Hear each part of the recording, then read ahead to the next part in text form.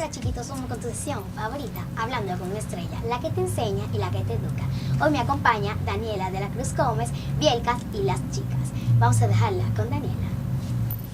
Tal y como lo dijo Perla, tenemos hoy con nosotros al escritor Roberto Marcalle Abreu, autor de cuentos, novelas y ensayos.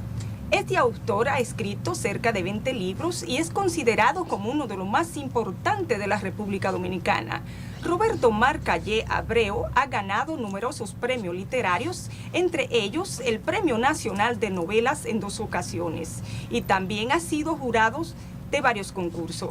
¿Cómo se siente usted, señor Marcalle? Perfectamente. Estoy en un jardín rodeado de rosas y de flores. Mucha belleza, muy lindas todas. Realmente es un placer inmenso. La niña tienen preguntas muy importantes. Señor Marcalle, ¿cuáles obras ha publicado usted últimamente? Bueno, en el curso de los últimos 25 o 30 años, me parece que 6 o 7 libros de cuentos, aproximadamente unas 7 u 8 novelas, de las cuales la última es esta, que prácticamente no ha salido todavía. Traje ejemplar para obsequiárselo a ustedes. 5 o 6 ensayos, y estuve trabajando un tiempo en el periódico Nacional de Ahora, un tiempo, no mucho tiempo, y escribí muchos reportajes de toda índole que en algún momento se habrán publicado. Yo diría que entre la suma de los libros de cuentos, las novelas y los ensayos, aproximadamente son unos 20 trabajos, unas 20 obras.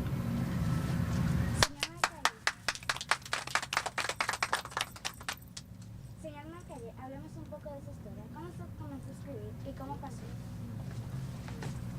No escuché muy bien la pregunta. ¿Cuándo usted comenzó a escribir y cómo pasó? Bueno, yo comencé a escribir ya cuando era muy pequeño, tenía más o menos la edad de ustedes. Llevaba un diario personal en el que relataba y redactaba mis inquietudes, mis aspiraciones, mis anhelos, mis sueños, y unía al hecho de escribir una lectura intensa. Mi padre era un hombre que venía de un campo, pero tenía inquietudes, apenas llegó a tercero de primaria, pero sin embargo se preocupó por darnos a nosotros, que éramos 5 hijos, una educación relativamente esmerada. Nos puso en buenos colegios, el Colegio Loyola, el Colegio Calazán, el Serafín de Asís, a mis hermanas, y como complemento de nuestra educación, él consideraba necesario tener una buena y abundante cantidad de libros en la casa. Entonces yo, por curiosidad, comencé a acercarme a esos libros, me interesó.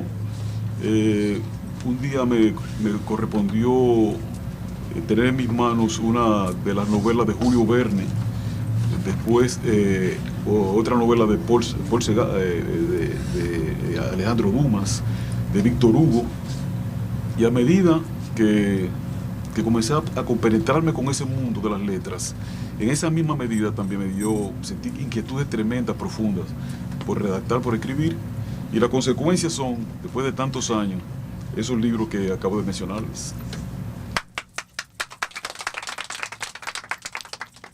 Señor Marcalle, eso de que usted habla, ¿es lo que se llama vocación?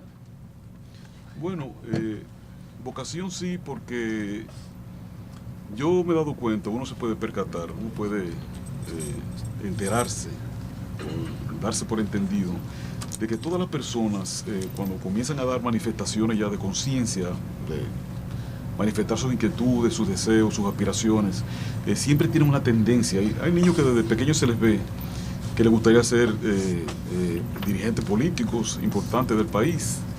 También les gustaría ser médicos, les gustaría ser modelos, les gustaría ser escritores. Entonces se puede decir en cierta forma que esa inclinación natural de uno hacia una disciplina determinada se puede calificar o llamar como vocación. Señor Marcalle, ¿qué es un escritor?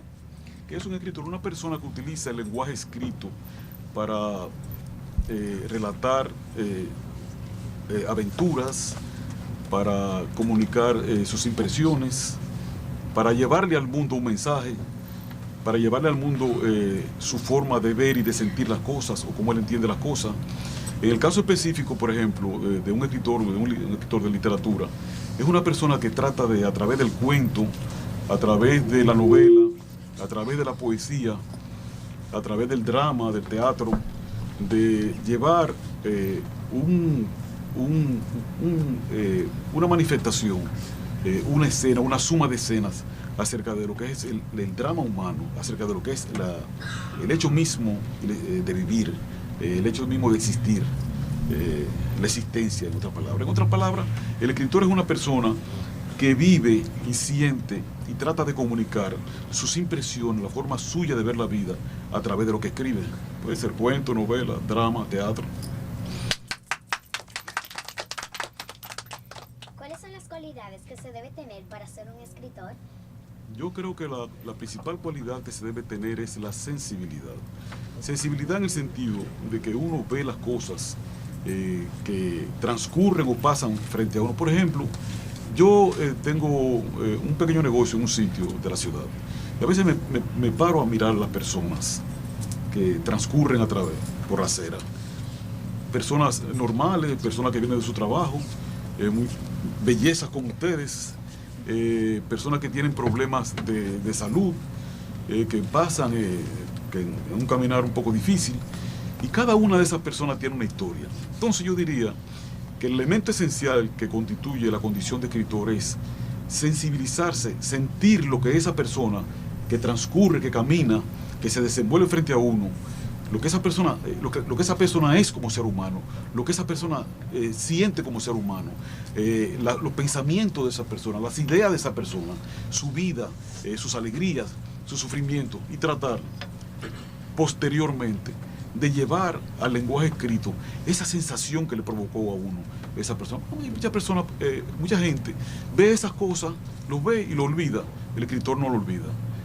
Para el escritor es como un trabajo digital que se impregna su alma, impregna su mente e impregna su corazón, y en base a eso trata de comunicarles o llevar a los otros la sensación que ha tenido, la impresión que le ha provocado eso, y hasta el dolor y el sufrimiento y también la alegría que le ha provocado esa experiencia visual y esa experiencia personal. Usted ha escrito novelas, cuentos, ensayos. ¿Cuál de esos géneros es el que usted prefiere? Yo prefiero la novela porque me di cuenta ya hace muchos años de que en la literatura dominicana hay mucha poesía. En la literatura dominicana también hay muchos cuentos, pero hay pocas novelas. Y yo siento en lo personal que la novela es lo más difícil de todo. La novela es el género literario, a mi juicio, más complicado y más difícil, porque es el que más trabajo requiere, es el que más preparación requiere, es el que más dedicación requiere.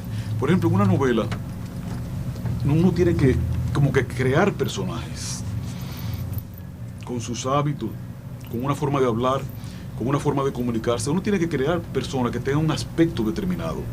Uno tiene que crear personas que sean producto o consecuencia de la educación que ha recibido en el seno materno y paterno, en el ambiente que se han educado, la educación que han recibido, las maneras que han recibido.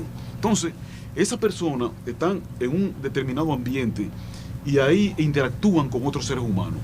Y me parece que es una forma excelente, a mi juicio, de uno llevar sus ideas a los demás. Es decir, esa relación de la gente que vive, que padece, que le pasan cosas o a lo que no le pasa nada, es un excelente medio, a mi juicio, para llevar ideas, para transmitir ideas, sobre todo ideas para transformar o cambiar positivamente la sociedad. Usted lee mucho. ¿Usted considera necesario leer mucho? Hay que leer mucho, es decir, yo trato de leer todo lo que yo puedo diariamente. Aproximadamente yo compro entre 7, 8, 10 mil pesos mensuales de libros y tengo en mi casa más de 4.000 tomos. No quiero decir que lo haya leído todos, pero trato de leer todo lo que yo pueda. Es decir, aprovecho el tiempo disponible, el tiempo que puedo, el tiempo que las circunstancias me lo permiten para leer. Yo leo 30, 40, 50 páginas todos los días. ¿Cuáles son los libros que más le han inspirado? A mí me impresionó mucho un libro que escribió nuestro principal autor, que es Marcio Belón Magiolo, llamado El Buen Ladrón.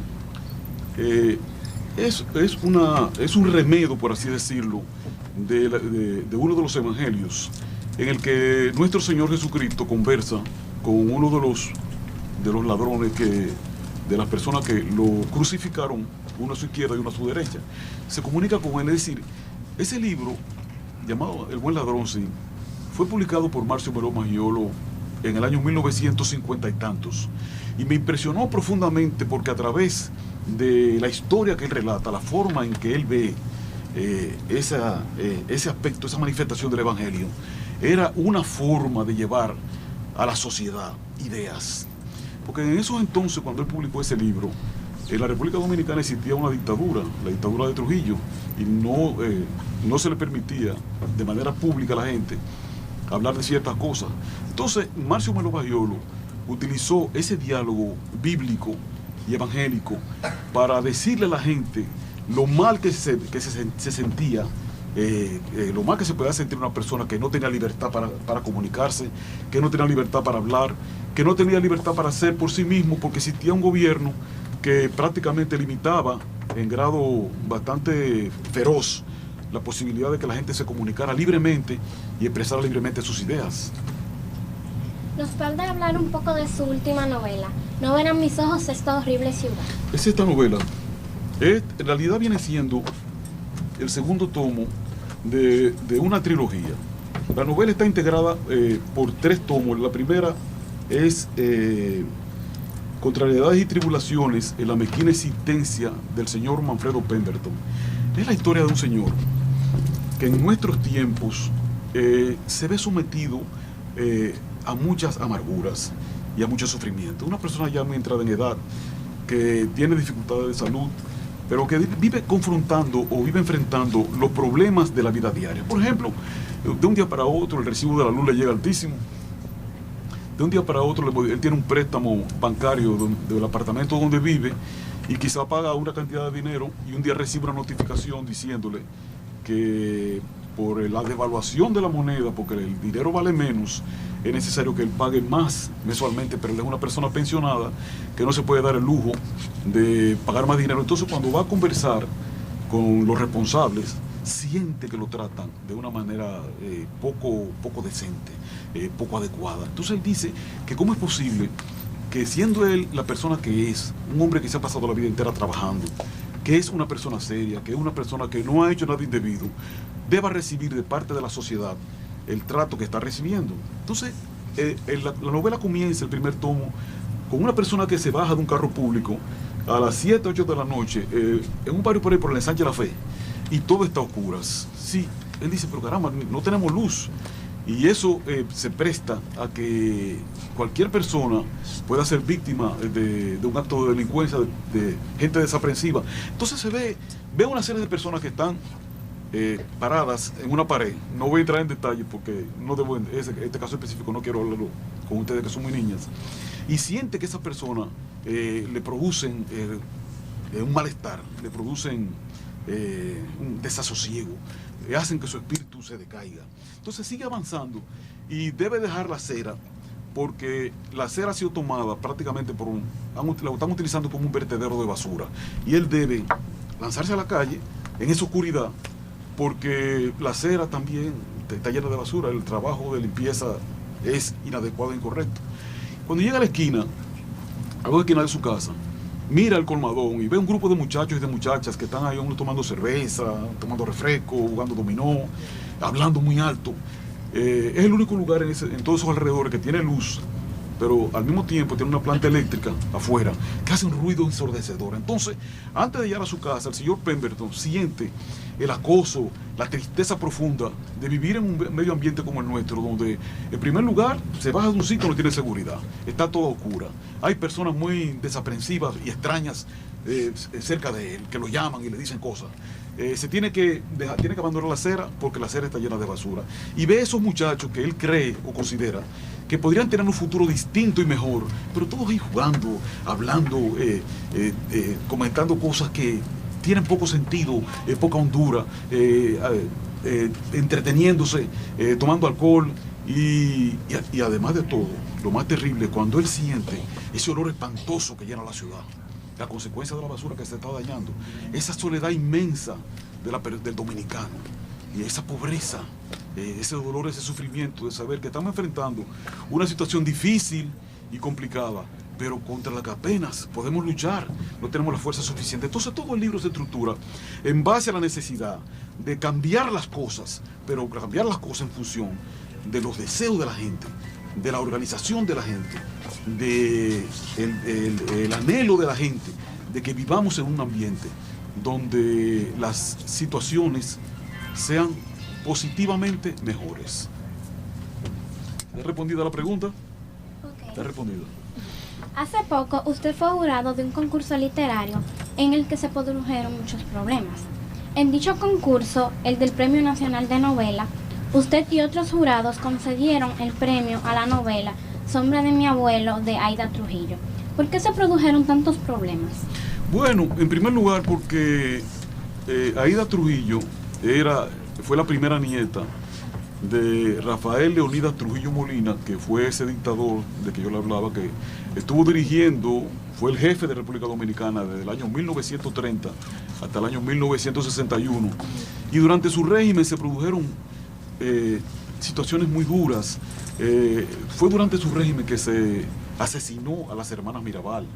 La gente no tenía libertad para expresarse y ocurrieron muchas cosas difíciles porque el pueblo dominicano estaba luchando por su libertad, necesitaba sacar a ese hombre de ahí para que viniera detrás de él un régimen democrático donde la gente pudiera expresarse, hablar y tener, que no podía hacer, donde se detuvieran los crímenes y los robos. Entonces, Trujillo terminó en el año 1961 y la mayor parte de su familia salió del país. Cuando eso se produjo tras su muerte, él fue asesinado o ajusticiado, dicen, el 30 de mayo del año 1961. Esa muchacha, Aida Trujillo, tenía 8 o 9 años de edad. Entonces, muchos años después, ella escribe un libro llamado A la sombra de mi abuelo, en el que ella recuerda cómo era el dictador Rafael Trujillo, pero ella no solamente lo mira a su abuelo, como lo miramos la mayoría de los dominicanos, como un hombre que fue cruel y duro y difícil y que asesinó personas, sino que sencillamente lo mira como era el abuelo que él era, el abuelo que la trataba a ella con muchísimo cariño, el abuelo que la trataba con muchísima dulzura, el abuelo que la complacía a ella en todo lo que quería, era su primera nieta. Entonces, todavía hay personas en República Dominicana a las que le duelen cosas que hizo Trujillo, que le mató parientes de ellos, que asesinó parientes de ellos. Por ejemplo, ahí tenemos el secretario de Medio Ambiente, David Mirabal, es familia de las hermanas Mirabal, familia directa de las hermanas Mirabal, que fueron asesinadas de una manera terrible. Entonces, al concedérsele el premio, porque la novela no se le concedió a Aida Trujillo, el premio Nacional de Novela de la Secretaría de Cultura se le concedió a la obra. Es decir, y esa fue la confusión que se produjo, porque aquí hay grupos que sienten mucho dolor todavía en contra de Trujillo y pensaron que se estaba premiando a una persona porque era de familia de Trujillo o que ella defendía a Trujillo. No, en el libro ella no defiende a Trujillo. Realmente el libro es una historia del dolor en que se ve envuelta una niña como ustedes cuando no domina los problemas de la vida. Es decir, ella es una niña de 8 años, tiene que salir de República Dominicana con sus parientes, tiene que ir a internarse en un colegio en Madrid, en Barcelona, en Londres, en Nueva York, en Miami, en otros países, conocer personas que ella no conocía, dejar sus viejas amistades, dejar sus ambientes, dejar la persona la vida que ella llevaba, para entonces enfrentar una vida diferente y nueva. Pero por el hecho de tener el apellido Trujillo, la rechazaban en muchos lugares, la rechazaban, la trataban mal. Entonces, al final del libro, ella dice que tiene que ver a su abuelo como el abuelo que era, pero que sin embargo ella no le puede perdonar a su abuelo los crímenes, los asesinatos, los latrocinios, los robos, las cosas en las que se ha envuelto. ¿Te ha respondido a la pregunta? Sí. Damos las gracias, señor Marcallé, por su presencia en este programa y consideramos que sus respuestas son muy ilustrativas y didácticas. Muchas gracias, señor Marcallé.